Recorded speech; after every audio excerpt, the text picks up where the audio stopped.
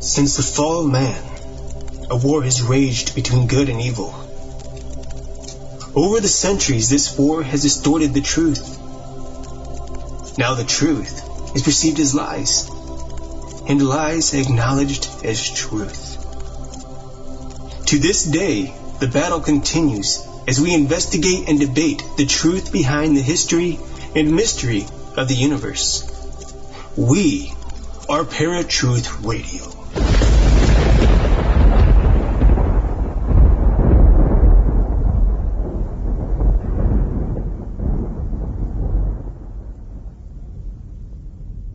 The tale of the crystal skulls has been circulating for quite some time now, and even in recent years, research has yet to truly recognize any clues to their existence. Though many argue their purpose and creation, one will undeniably admit that the crystal skulls are an interesting artifact to look at. Now Paratruth presents The Theory of the Mystical Crystal Skulls, with special guest Josh Shapiro.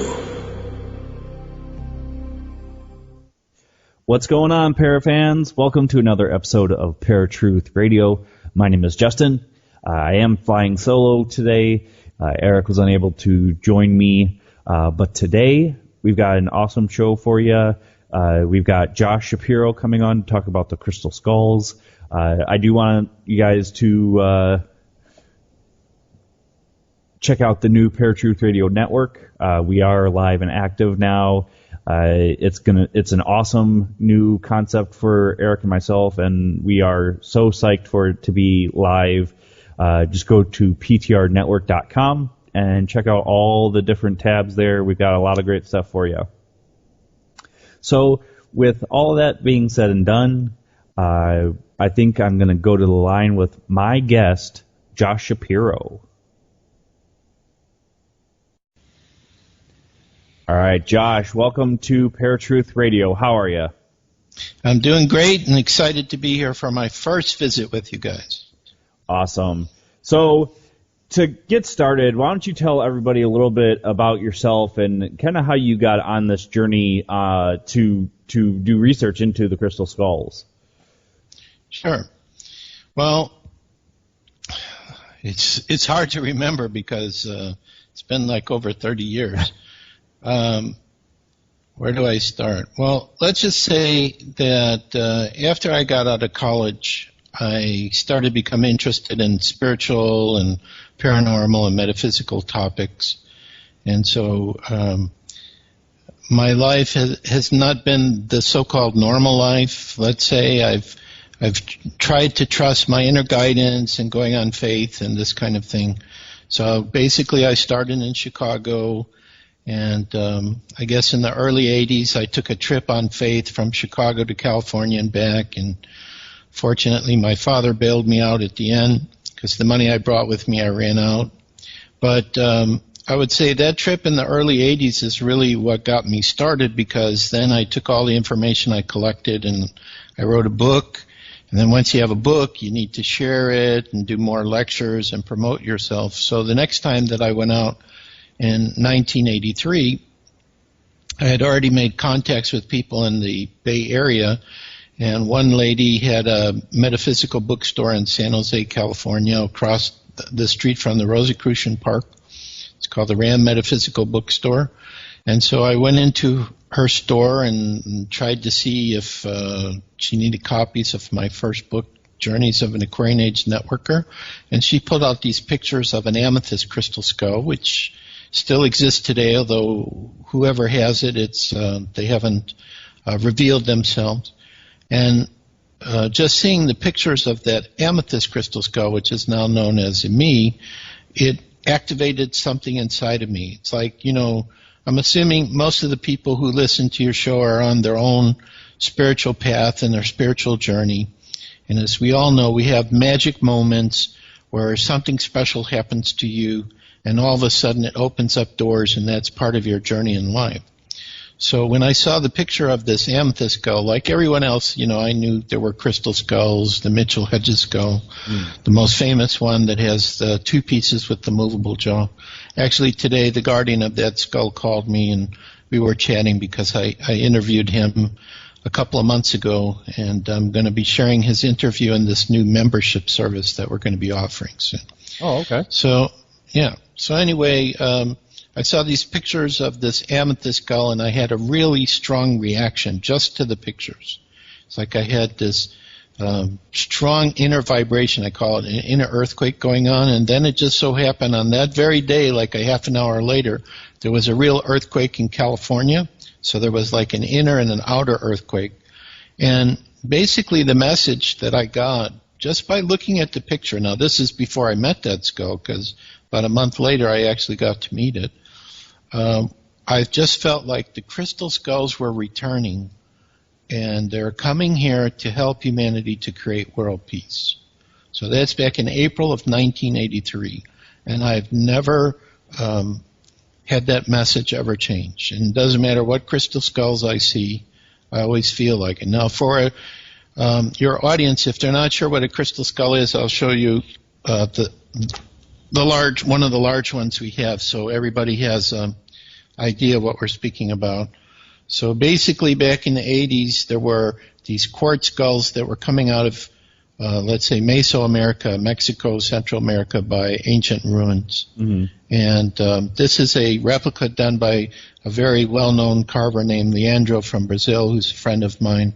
This is like the first personal skull that I had. It's called Portal de Luz, Portal of Light. And the quartz was mined in Brazil, and it was made in Brazil, so that's why it has this Portuguese name. So, for some people, of course, when they look at that object, they would say, well, you know, it's just a piece of quartz that somebody decided to put in the shape of close to or approximating a human bone skull. But this is the key, I would say, of all the skulls I've seen, all the places I've traveled, including the personal ones we have and ancient ones I've seen and new ones, is when they become activated, when they awaken, there is a living consciousness that works through these skulls. Now, I explained this, I'm trying to remember, it was a British production company in 2011. In late January, I had to go to San Francisco for an interview, and this was for a show called The Truth About Crystal Skulls. And eventually it came on some of the different channels, and occasionally I get people, like somebody just wrote to me, I think about a week ago, saying, oh, I just saw you on that show, and your part was really great, but then they tried to discredit every single thing that you said. So when I tried to explain this idea, recognizing it was possible, they would, you know, say something in another part of the show that I wouldn't see, because, you know, the director's just there asking you questions. Okay. And it sounded like the director was going to have this documentary really, maybe not totally 100% pro-Crystal Skull, but at least looking at both ends. But his intention was totally to disprove that there's nothing there. So what your listeners and viewers need to understand is that these crystal skulls are literally like housing. I don't know how to describe it. Spiritual beings, dimensional beings, could be ETs, could be nature spirits, could be spirits from people that live inside the earth. There's an intelligence. Now, this is not just me thinking this. Obviously, being out there on the internet, our website, I think, came up, was the first one about crystal skulls back in early 1990s. So we hear from people all the time, and when we who have crystal skulls, and we say that, they say, yeah, this crystal skull's talking with me, it gives me a name, tells me how to work with it, and so on. So if you think about this, if where we are right now is we have a lot of really wonderful things that are going on the planet, and we have a lot of messes that are going on. It's like kind of polarized. Like when I walk outside, I kind of feel like I'm in two worlds. One world is with people who are sleeping, that have no idea about all these alternative realities, and that there's, you know, let's say spirit around us all the time. Because when you talk with spirit, they say to you, you don't understand. We're right there with you all the time. There is no time and space. It's all together. And it's hard for a lot of people if they don't get involved in, their spiritual journey to understand that. Within the last few months, I've been having a lot of inner experiences, which when you have that inner experience and somebody says there's no space and time, then it makes sense because you're having the experience of it. You're feeling, a spiritual family around you and family that loves you, that wants to see us get it right here on the planet, but has to kind of follow like the rules of Star Trek where they can't interfere. But anyway, the crystal skulls are housing intelligences like this. And therefore they become a tool for the individual, regardless whether it's a very, very old crystal skull that may have been part of Atlantis, Lemuria, gifts from the gods. Some of the skulls I think could be more than 1 million years old. Or if it's a new one that's made now, there is a spiritual presence, essence, consciousness, living consciousness that seems to work through the skulls. And when I look at it after 30-some years, I think, well, this was an ingenious plan by Spirit to be able to have something in the physical here with us we could see and touch, and at the same time be able to have a relationship and contact with us. Mm-hmm. So this is part of what I think is going on with the crystal skulls. So I think right now what their key is to help people to awaken to their divine presence, to their spirit, their higher self, whatever, we have so many names that we call these things now. So anyway, it was this amethyst skull that got me started. It was kind of like the activation to bring forth soul memories, a recognition. I've worked with them before. They're here. They're back, coming out again to assist us, a powerful tool.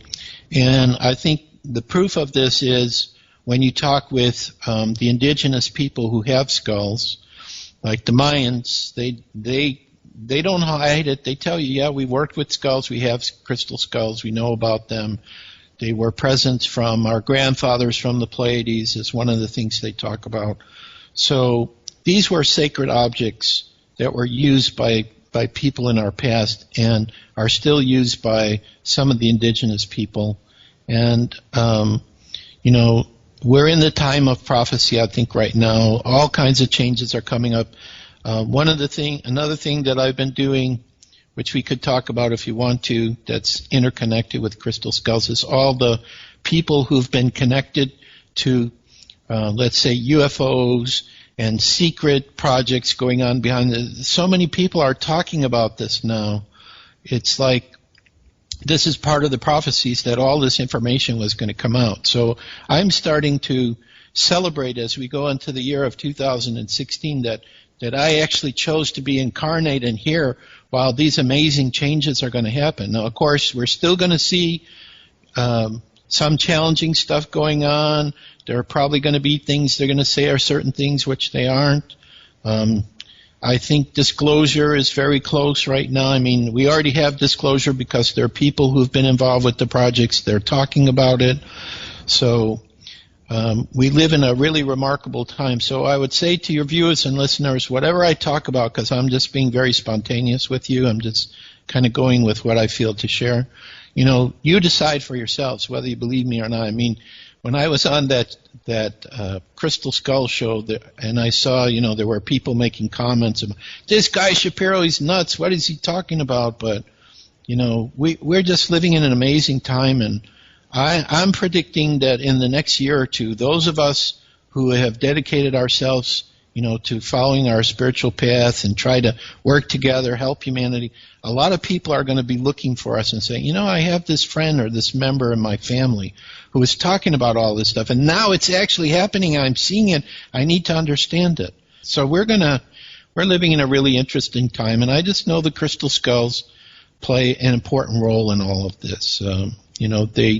They could be the ancient computers. They could have like amazing knowledge inside of them. Besides the consciousness speaking, the energies that they generate, and when they're together, or like on the 1st of January, which is 4 days before you and I spoke today, we did a world peace meditation. I have no idea how many people joined us. Probably at least several hundred. I know there were thousands of crystal skulls that participated, and we have another meditation on the 13th of January and the 13th of every month. So I just know the crystal skulls is a key tool that's returning. It's like the ancient alien program is saying, well, the aliens visited us and they probably changed our DNA and they gave technology and knowledge to past civilizations. And did they leave? Are they still here? Well, it's the same with the crystal skulls. I think they are sacred tools that these civilizations used, and now they're coming back. And, it's like every year we hear from many new people who, like there's one lady that just contacted. She's buying all our books, and we have 2 skulls we're waiting for to charge for her and send to her. And she's like, I don't understand. All of a sudden, I have to be involved with this. I have to read about it. I have to participate, have my own. So the crystal skulls seem to be part of this whole process. So my answer to you, I've already, linked together so many different things, but that's what the crystal skulls are. They're connected to all of this. And that's why I like it. I'm an Aries, and Aries people like to be kept busy and be challenged. And so it's like every year new things start happening and new adventures. And so I'm perfectly happy to be a crystal skull explorer and just witness what's the new stuff that's going to come out. New skulls come out. So it's amazing. But it is, for me, it's connected to this whole process of transformation which humanity is going through right now. They're a key tool, and they're helping a lot of people to wake up and heal them and get rid of blocks. It's quite remarkable what the crystal skulls do, considering that it's just a gemstone in the shape of a skull. But it's more than that. It's much more than that. So there's no way on your radio show we could cover all the aspects that we've come across with them, for sure.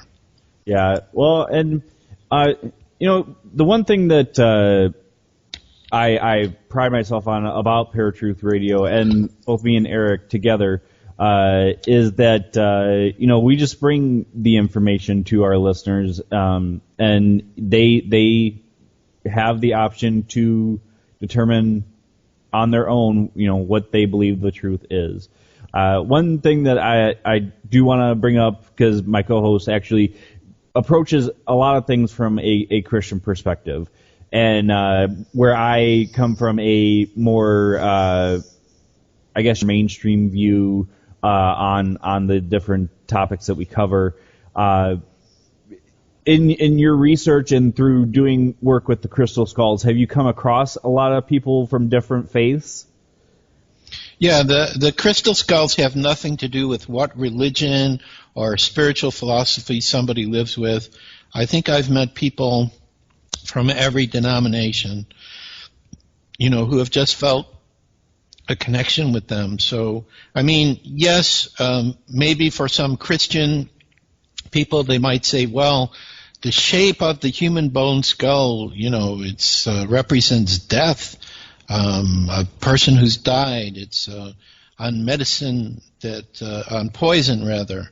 They have the shape of the skull. Mm-hmm. But that doesn't make any sense. Why should just that one part of our body, the shape of our skull, be evil and the rest of the body's okay?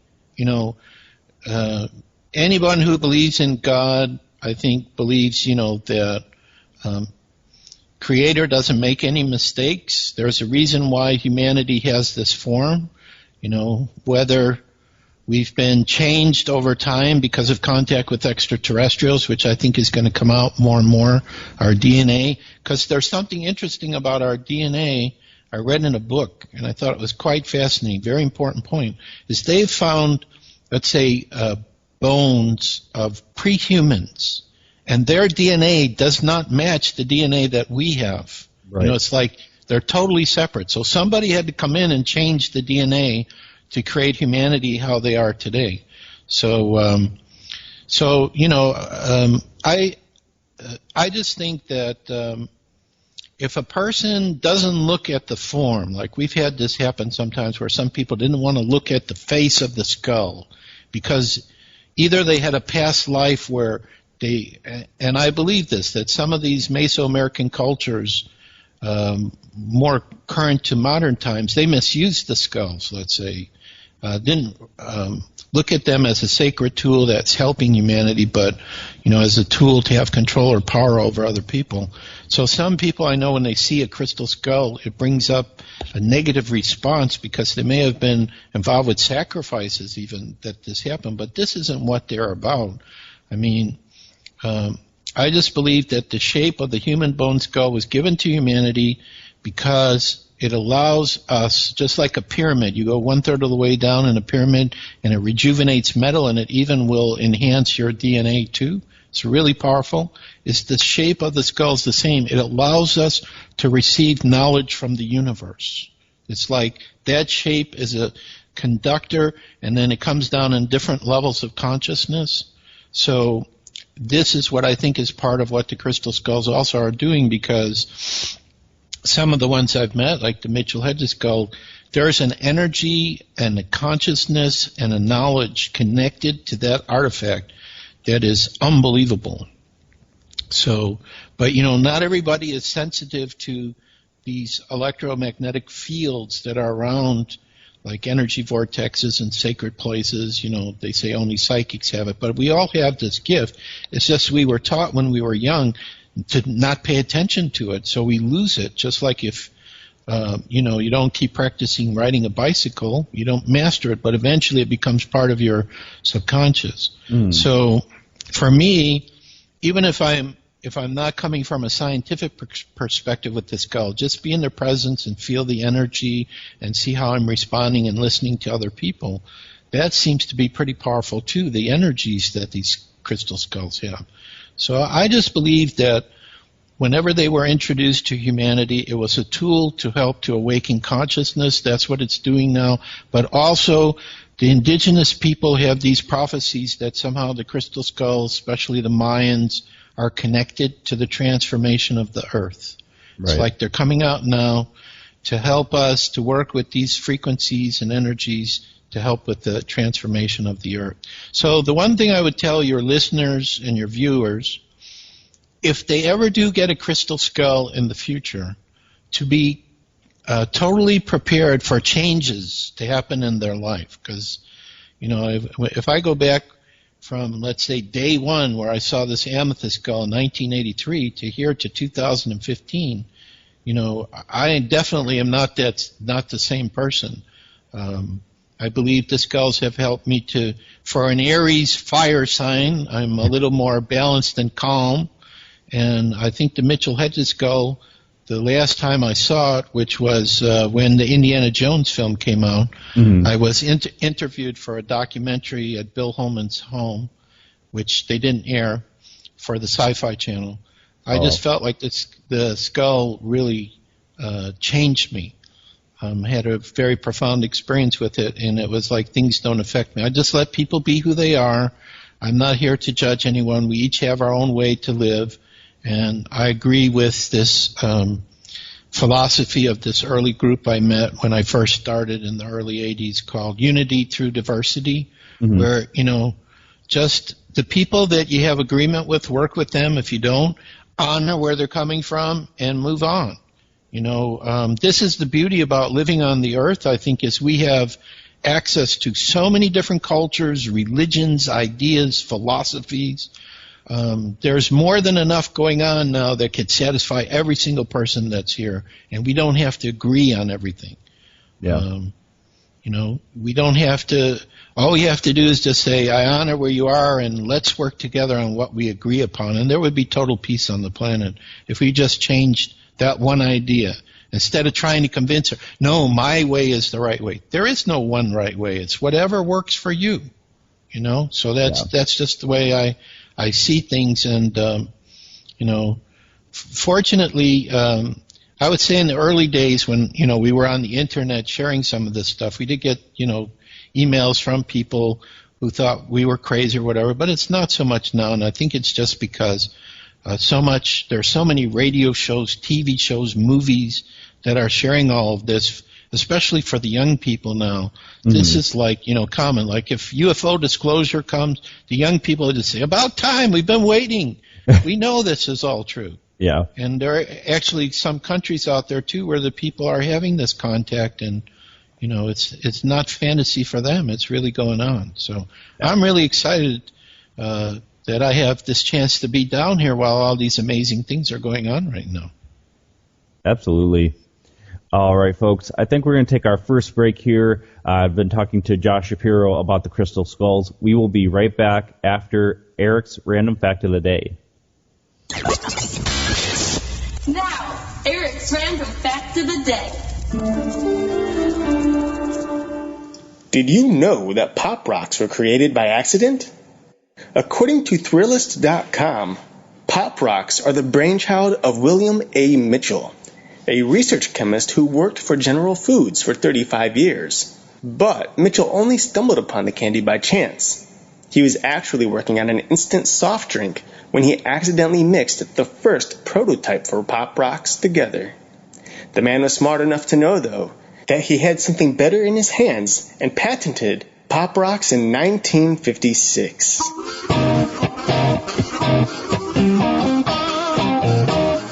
This was Eric's random fact of the day.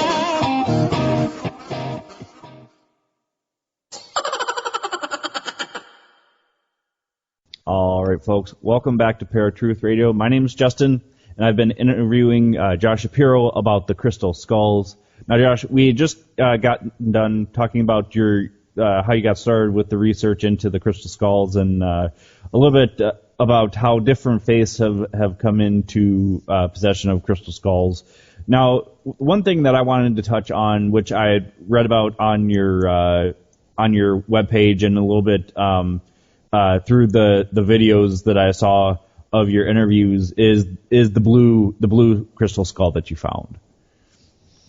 Okay, well, actually, I have not found that crystal skull. It's been more of like a vision. See, that's what makes it kind of strange.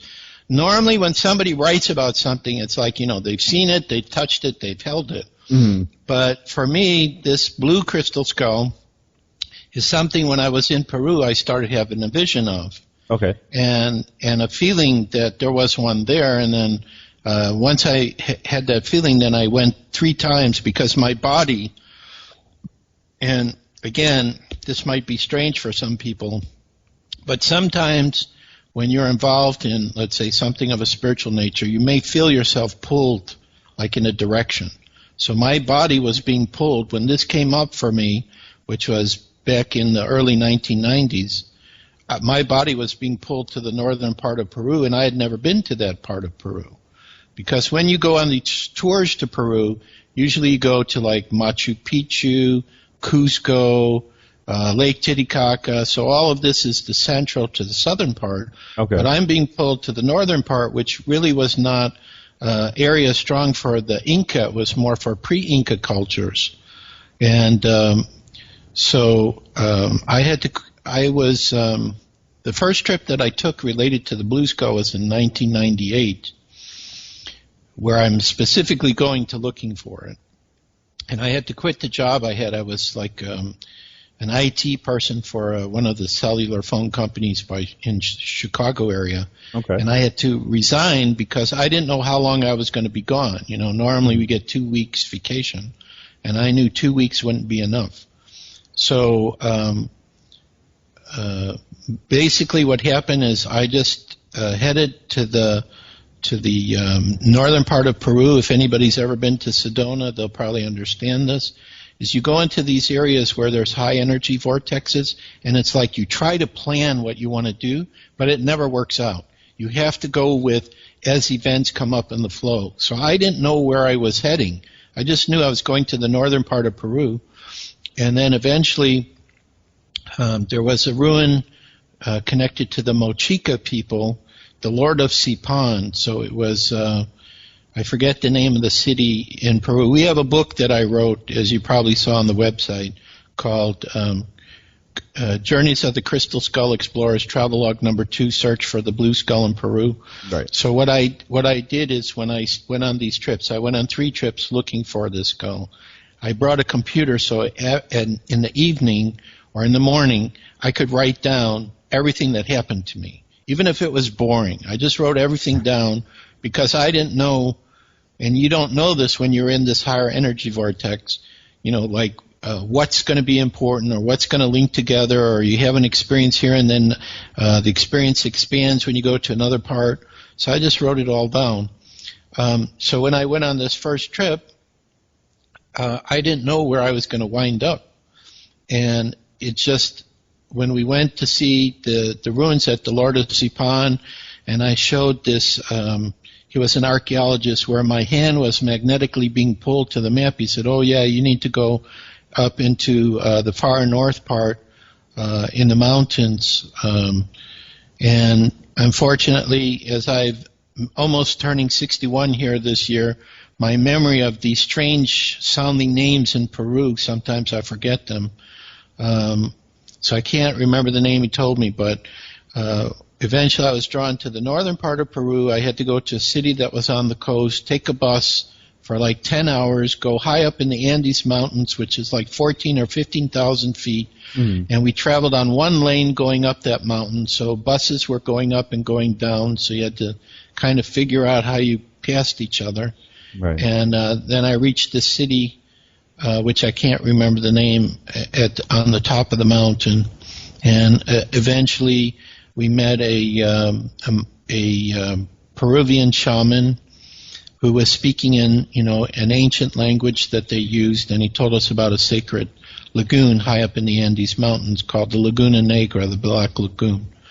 So we were supposed to go there and watch him do his ceremony, but then the people that said they would go with him, they didn't show up, so I decided to go myself. Something said you should go. I mean, you got nothing else to do, might as well go up there, and that's where I made the connection. Mm-hmm. So it was really high up in the Andes Mountains. And prior to getting there, on the way up, we met this Peruvian family. It was a mother and her sons, and I became very close to them, and I'm actually I guess I'm the godfather of their daughter now. And they helped us to get a horse and a mule when we got up there because they had a restaurant. Mm-hmm. And while I was in their little house, that's when I had the first vision of the blue skull. It was a really strange vision, but it happened to me twice, once in the evening and then in the morning of the next day before we went up. And what this was I was in their kitchen in a sleeping bag. Now, the size of their house is probably the size of one of the rooms in your apartment or in your house, made out of wood and aluminum, very primitive.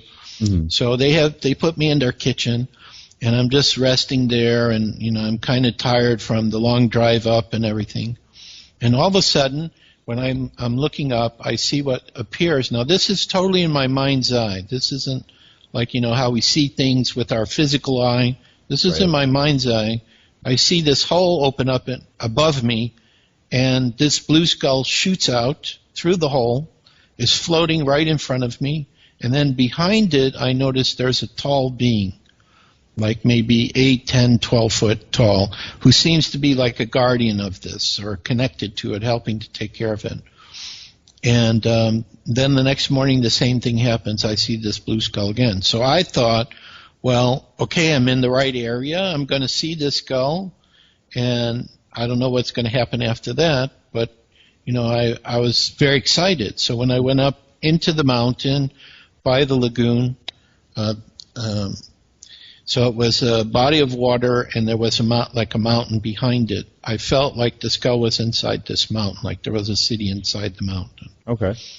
So the first time we went up 2 different directions around the lagoon to get there, and the second time I went up, I just knew I'm not going to see it this time. I became a little bit depressed, and then the next day we're going to leave, but I just decided to kind of take a walk. I didn't really care. I just had some music on at that time we had CD players with headphones. We didn't have the MP3 players yet. And so I was listening, I think it was Irish music or something like that, and I was just directed to an area that was like a circle of stones, and I just felt to sit there. And as I was sitting there, there was like a voice that was talking to me. Now, since I have not seen this crystal skull in the physical, although I feel it all the time, whenever I think about it, I feel it. It's like in another dimension, and I'm in touch with it. And I've talked to other people, that they don't think that's too crazy, that, you can be in touch with a spirit or a being that exists in another dimension which our physical senses cannot detect, but our inner senses can detect. Mm-hmm. So for me, this is a very real experience. And so anyway, it was kind of like there was a voice speaking to me when I was there related to the Blue Skull. And basically what it said is that this area that I was guided to, there used to be a Lemurian temple there. Because people have talked about that the continent of Lemuria was very large in the Pacific Ocean, and when it sank, the Andes Mountains rose. So the coastline of South America and probably, what's the name of those large stone heads that are in an island in the Pacific? Oh, the Easter Island heads. Eastern Island. This could all have been part of Lemuria. Okay. Because in the area I was up in the mountains, there were these huge, huge boulders. And I felt that those boulders had nothing to do with the ground. In other words, they didn't come from the ground. Someone had moved those boulders, and they could have potentially have been parts of stone buildings that existed in that area. And when Lemuria sank and the Andes Mountains rose, those structures were destroyed.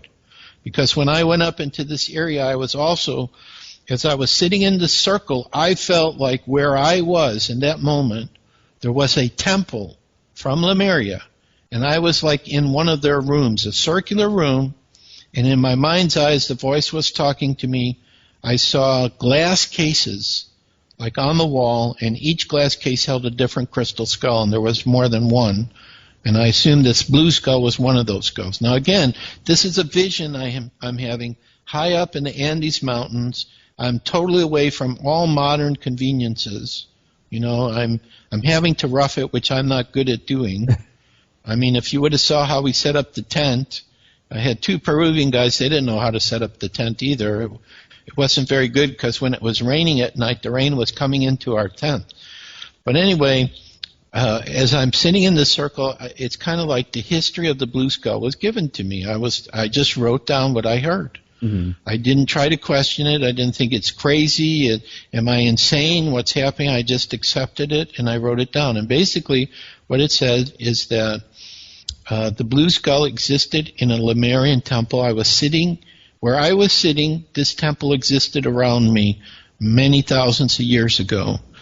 And this was the circular room where the other skulls were in the glass cases. And when Lemuria was destroyed, the skull was brought to Atlantis. And when Atlantis was destroyed, it came back to this area.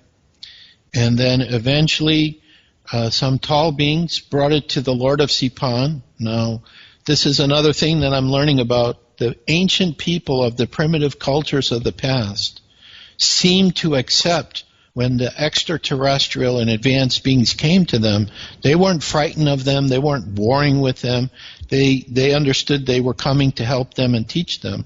So the sense I got from this is that this tall being from this city in this mountain brought the skull to the Lord of Sipan.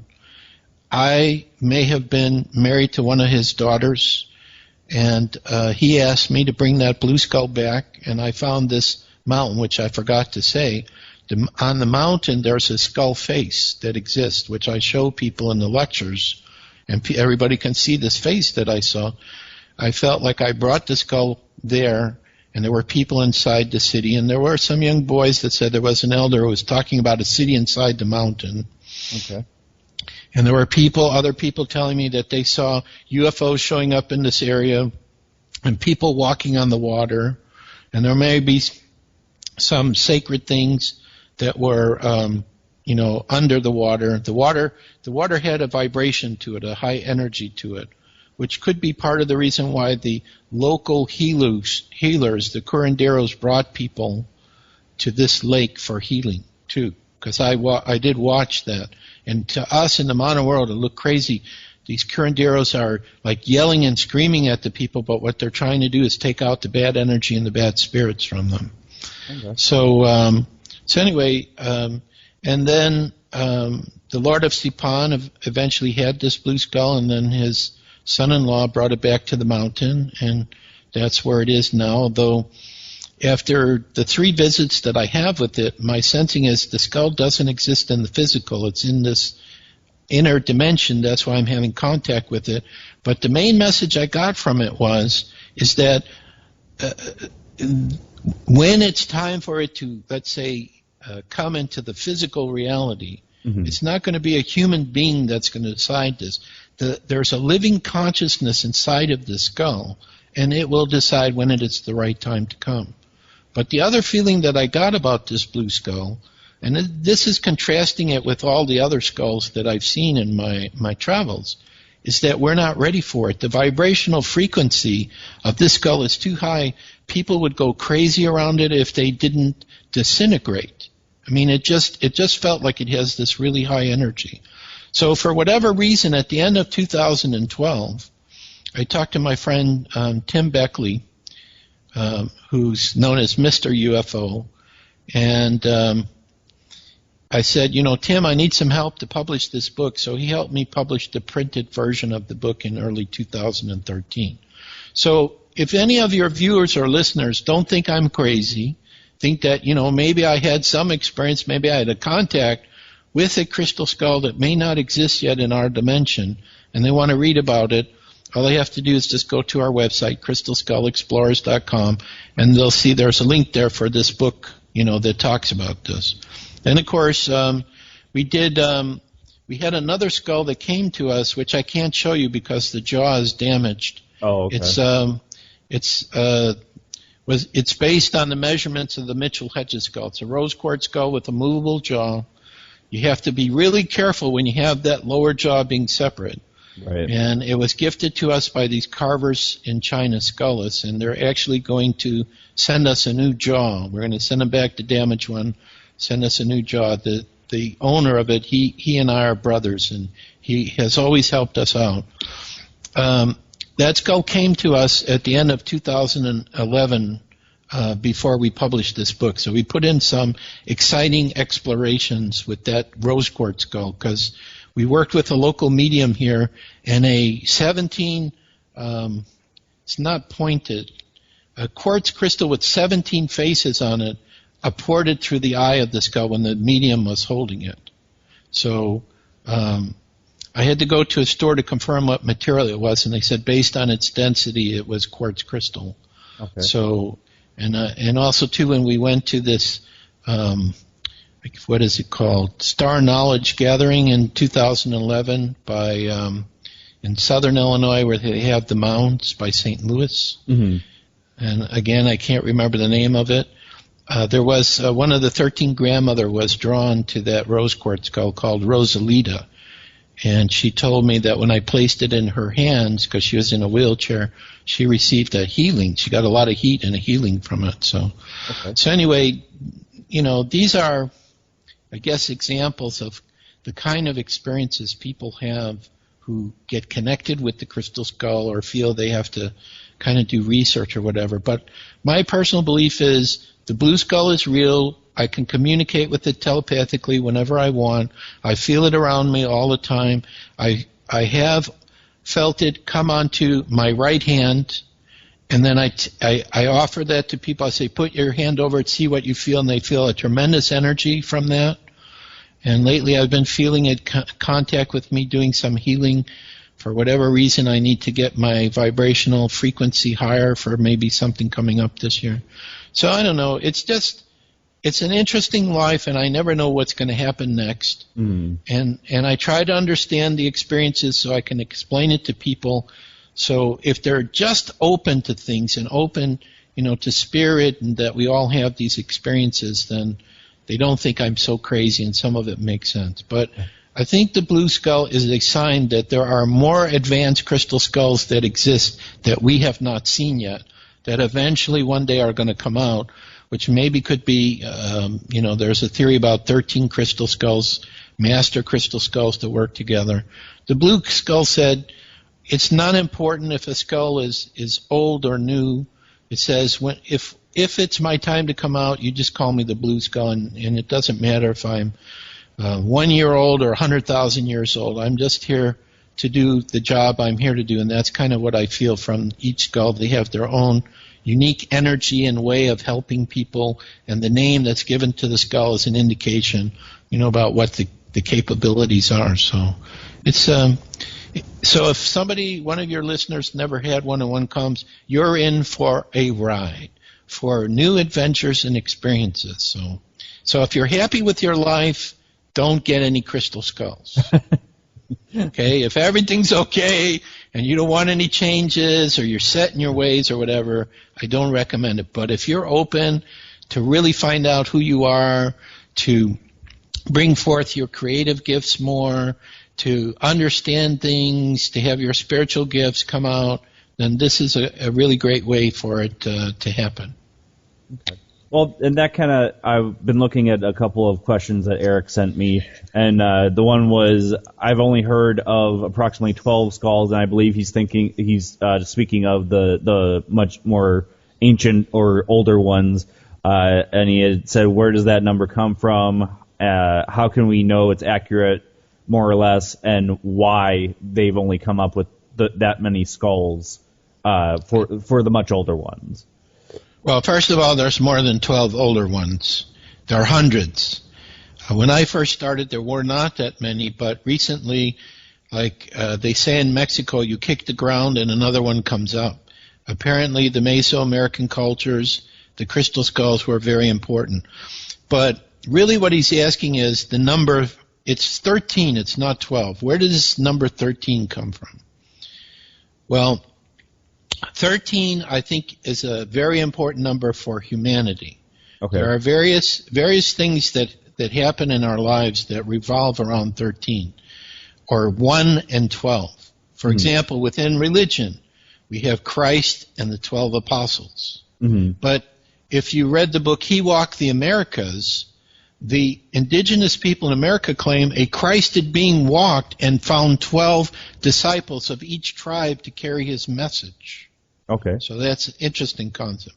In Judaism, which I was brought up in, you have the 12 tribes of Israel and the Levites, which are the priests. So again, it's 1 and 12. Mm-hmm. And they're even saying in this solar system, there are 12 planets around the sun.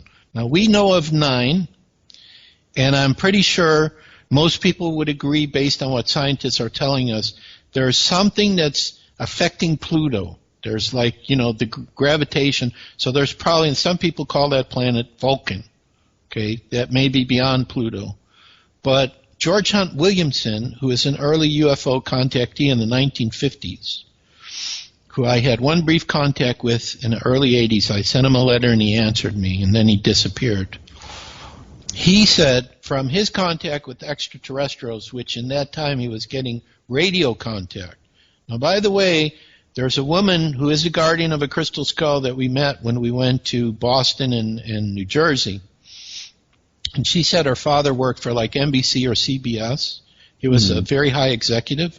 And her father told her there are certain radio frequencies that they will not allow people to be able to listen to because there are voices talking on those frequencies, which could either be spirits or extraterrestrials or whatever it was. Mm-hmm. So when you have a radio set, you don't have all the frequencies, just the frequencies that we're allowed to use, for our own radio frequencies.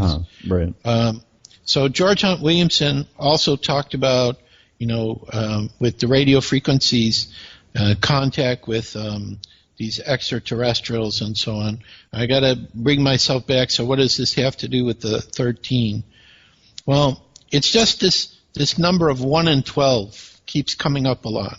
Okay. So purportedly, I'm trying to remember who was the first person that talked about it. I think my co-author, Mr. Nasarino, from our first book, A Mystery of the Crystal Skulls Revealed, that came out in 1983. I was a co-author with him and Sandra Bowen. He was one of the first that had visions about a set of 13, but I think the Mayans, they talk about 52 skulls, which would be 4 sets of 13 that they have won.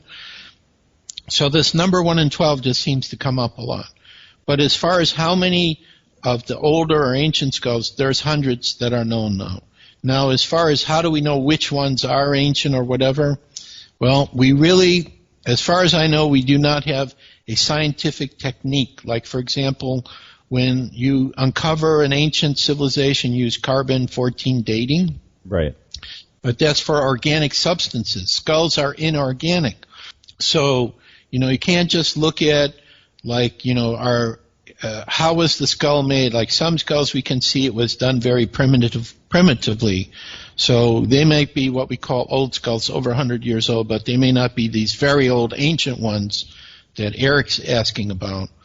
I think predominantly how we know the older one is, number one, when you work with sensitives or psychics, they start getting a history and seeing, like how the skull was made or what civilizations worked with it. A lot of people, when they're in the presence of the older skulls, they feel a very strong presence or an energy with them, which you may not feel with the new ones. However, what I need to point out is some of our skulls have been around. They call them their older brothers and sisters. This is how they call them. And what happens is when an older skull meets a younger skull, the older skull will start passing energy and knowledge and information, and as soon as it starts doing that, then the newer skull no longer is a new skull, really. It's, awakened, and it has special energies with it. We did an example of a test. There's a device called a meridian stress test system. Mm-hmm. The medical doctors in Europe use it to diagnose and find cures for their patients. Here in the United States, the last I heard, is medical doctors can use it to give them information, but they cannot prescribe from it. Like the way the system is set up is you have an electrode that touches the meridians on your hands and your feet, and each meridian is connected to an internal organ or a chakra or some body system, and your body does not lie how you're doing. So this device is extremely accurate. But what happened is we used this device to measure the energy of crystal skulls, but we had to measure the energy of the skulls through a person who was holding it or in its presence. Okay. So this is the test we did. We had two brand new crystal skulls that were just made by a Brazilian carver. This was when I was in Chicago. The man loaned it to us, so they didn't really have any energy. And then what we did is we tested a person's response to those skulls with this device. We put the skulls on a tray that measures how a person responds to the energy of the object. And so the persons didn't do really well. It could have just been because of the material they were made. I think one was clear quartz, one was amethyst, purple quartz. Then we took those two skulls and we put them next to Portal de Luz, which for me, he's a very active skull. I mean, I'm not going to say the name of this Mayan elder, but I met a Mayan elder in Holland, and Portal de Luz told me, we went to a movie where they were talking about, the Mayan prophecy. It was before 2012. Right. And Portal de Luz said, just put me on the table and let the Mayan elder come and do whatever he's going to do. Don't say anything to him. Well, I couldn't really say much to him anyway because my Spanish wasn't that good. So anyway, the Mayan elder comes up and then gets this person with him, said, this skull is one of ours. You need to give it to us. Because what happened is when the Spanish came over into the Americas, they stole everything. Right. And they stole some of the crystal skulls which the Mayans had, which, by the way, there was an article that reported a Spanish galleon found off the coast of Florida where there were two crystal skulls inside of it. So that was kind of like evidence that this goes on. So Portal de Luz faked out the Mayan elder, and he faked him out because he had been with some of the ancient skulls, like Mitchell-Hedges. There's another one called E.T., and my friend Joachim Verditen has, that came out of Guatemala. And so he had taken these energies, and this Mayan priest, I think, was confused because, the skull was beautifully done and it had the energies that he recognized, which the skulls that they protect in Guatemala had. So Portal kind of faked him out. So when I showed him another skull with the same design, which did not have the same energy, then he was quiet. So the reason I'm mentioning this is even these new skulls can take on higher frequencies and energy, because the materials they're made from are thousands or millions of years old. Okay? And it also depends upon who is the guardian of the skull. We don't say the owner, we call the person the guardian. Because the skulls pick us, we don't pick them. So that's something that a lot of people I talk to are guardians, and they say, yeah, that's pretty true. When they tell you the story of how they got their skulls, or they saw one on eBay and they just had to have that skull, it was just like shouting out at them. Mm-hmm. So that's normal. So anyway, I think the number 13 comes from the indigenous tribes who had a master set, possibly of 13 skulls. Maybe they duplicated it, then there are multiple sets, but there are hundreds or thousands of these older skulls that are coming out now. Okay. And it's mostly, when I say this, it's either the design is, you can see it's not made like the skulls today are using diamond tip tools and saws with diamond tip tools. Yeah. They didn't have these diamond tip tools to make it. Or they're very advanced skulls that have a strong energy, which probably were from Lemuria, Atlantis, gifts from the gods, or beyond. Okay. But I don't know if it really matters if whether it's ancient, old, new, whatever. They're all here to help us. That's the most important thing. And you just need to honor them. And you're not going to feel an affinity for all the skulls. Even some of the most famous ones and the older one. I've watched people where, they're by one skull, one of the older skulls, didn't feel nothing. But then they saw the other one and they go, wow, I feel such a connection to that. Or they start having profound dreams or whatever. Right. All right. Well, folks, I think we're going to take our next break here. We are talking to Josh Shapiro about the crystal skulls. We will be right back after your paranormal headlines. And now, Paratruth Radio's paranormal headlines.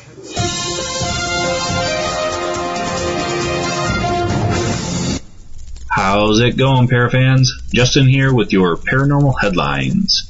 And these headlines are from unexplainedmysteries.com. Weird snowball waves appear in Lake Sebago. Land art and sculpture artist David Allen has captured footage of a peculiar natural phenomenon in Maine. The world's weather has been acting up rather a lot lately, and now a period of fluctuating temperatures in the northeasternmost U.S. state has created a rather unusual spectacle. Allen had been on the northwest beach of Lake Sebago when he spotted what appeared to be waves of snowballs sloshing against the shore. The lake was not frozen over at the time, and the area had been subjected to alternating hot and cold spells over the preceding days and weeks. When he picked some of them up, he noted that they consisted of slush rather than hard ice, suggesting that they may have been formed from snow that was caught by a nearby jetty. The resulting slush on the water would have then been shaped into snowballs by the wind. Multiple UFOs filmed over Santiago, Chile. 4 unidentified objects were caught on camera over the Chilean capital a few days before Christmas. One of the videos, which was recorded by a local woman and her family, shows the 4 objects hovering in formation over a tall building at around 30 seconds into the clip. They can be seen moving off one at a time towards the right of the frame before disappearing. A second recording, made by a separate witness, which shows the same spectacle from a different angle, offers a clearer view of the objects and can be seen on YouTube.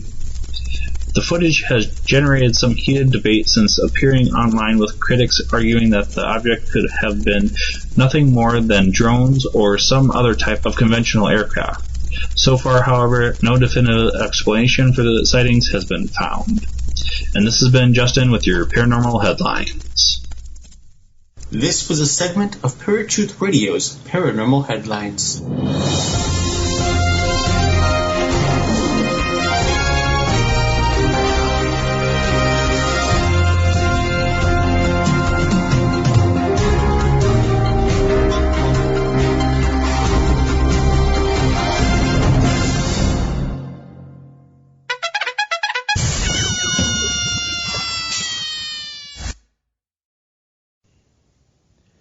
All right, folks, welcome back to Paratruth Radio. My name is Justin, I've been talking to Josh Shapiro about the crystal skulls.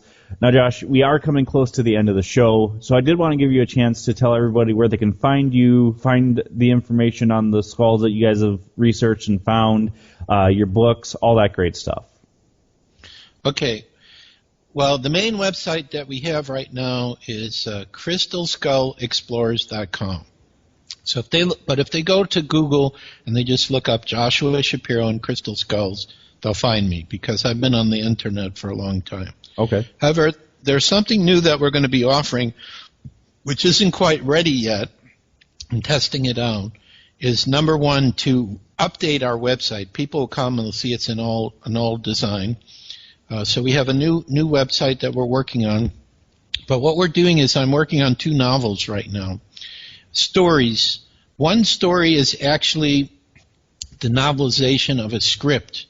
I worked with a person in Australia from 2004, and we developed a story, a special story where the 13 skulls actually come together and they help with world peace, which is part of what the story's about. We tried to get it made into a movie, and we just couldn't find any support. So I decided last year, the story is sitting inside of me, and it's driving me crazy. I have to tell it. So I found a friend who's a member of our free newsletter that we have on the Crystal Skulls, which they can find on the website that I gave, crystalskullexplorers.com.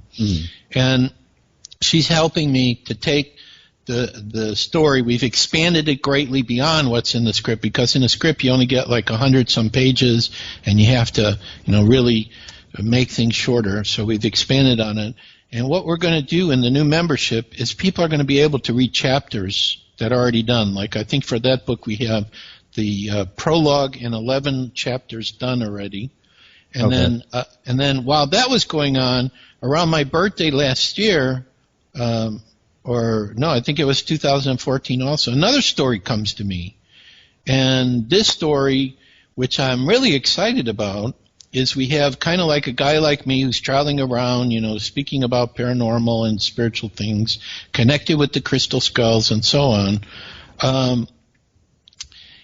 is he gets an opportunity to go through a dimensional portal in Peru. So it's kind of like linked to where I went to the Blue Skull, because it's kind of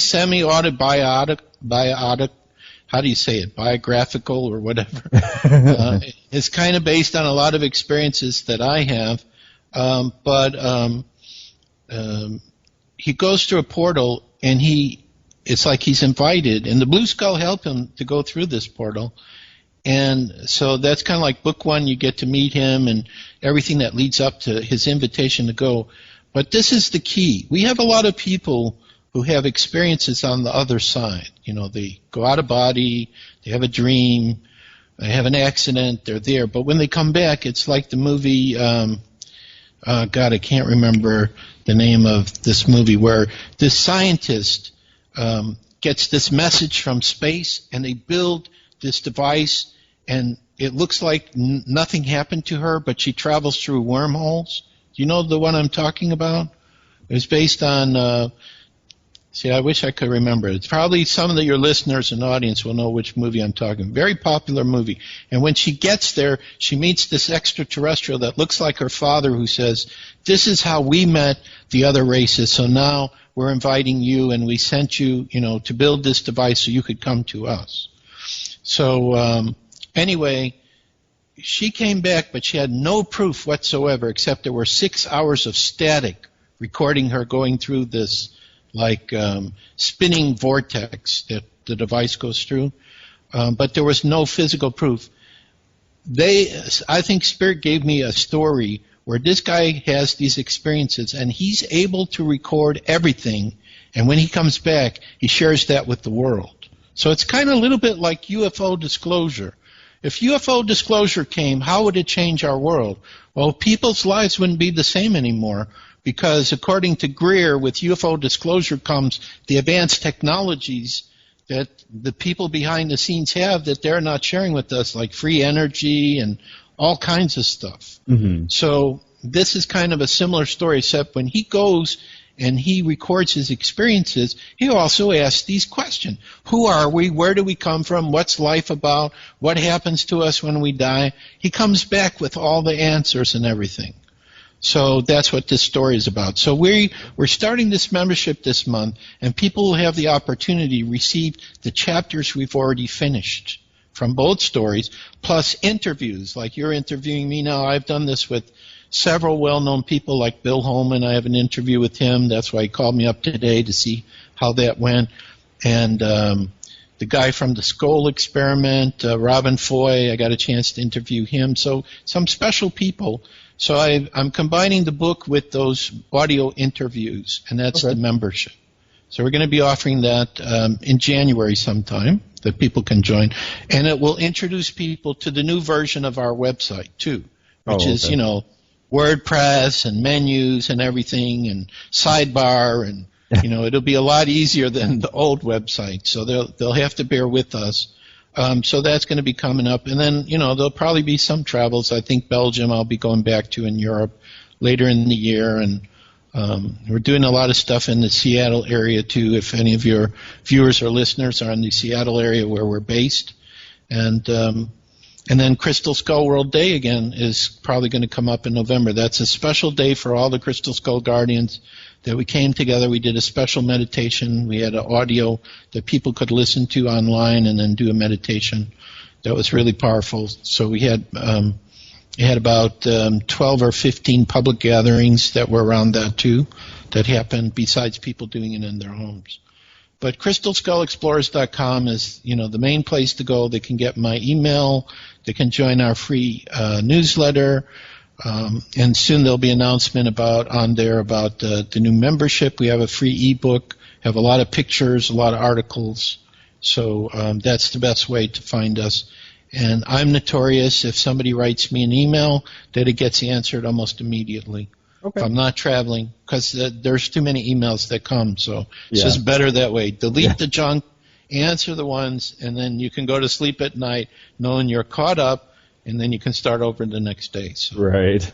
Plus, the other thing, too, that we do help people with, we're in the process, we got a couple of people right now that are waiting for us to send them their skulls, is we do help people find crystal skulls. So either if they're already a guardian and they're interested to get some more, we're in touch with Brazilian and Chinese carvers, or if they've never had a crystal skull and want us to help us get their first one, we can help and, recommend and so on.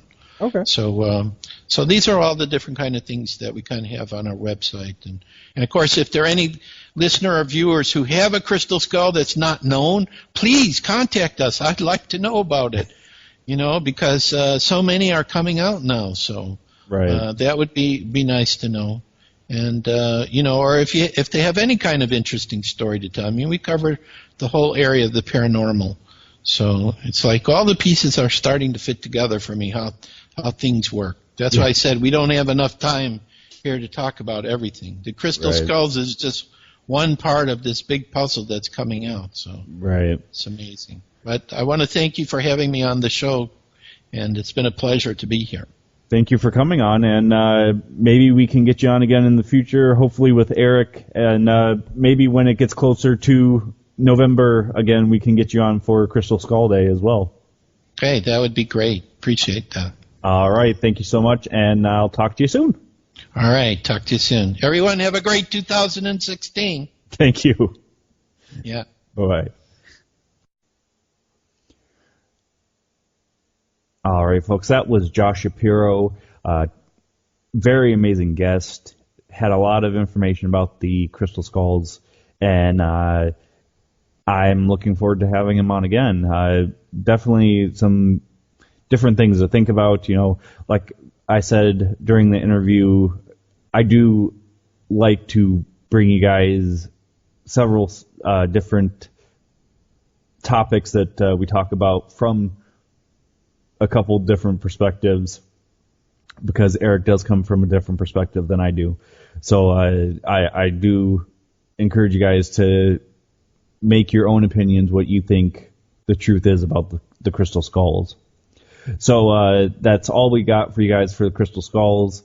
Next week, we are taking a break. Eric and I are just going to chill for a week and come back to you fresh and regrouped and rejuvenated and get going again. So definitely tune in, not next week, but the following week. You guys can, look at all the archives, listen to the archives, all that great stuff if you like. But we will be off, so definitely check out all the great stuff we got going on. As we said last week, that we will be premiering Tiger Girl for God Radio. I actually had said the 12th. It's actually the 13th of next week, and we are on the show with her for her premiere show. So check that show out as well. Definitely a great broadcaster. And yeah, that's about it. So until not next week, but the week after, the same time, same channel, my name's Justin. Talk to you guys later. If you enjoyed this episode of Paratruth Radio and you would like to listen to it again, or are interested in listening to any of our past episodes, then you can listen to them on HD at our website, paratruthradio.com. And you can also find us at Stitcher, Blueberry, TuneIn, iTunes, Spreaker, and YouTube. And of course, like us on Facebook and follow us on Twitter for brand new updates of our show every day.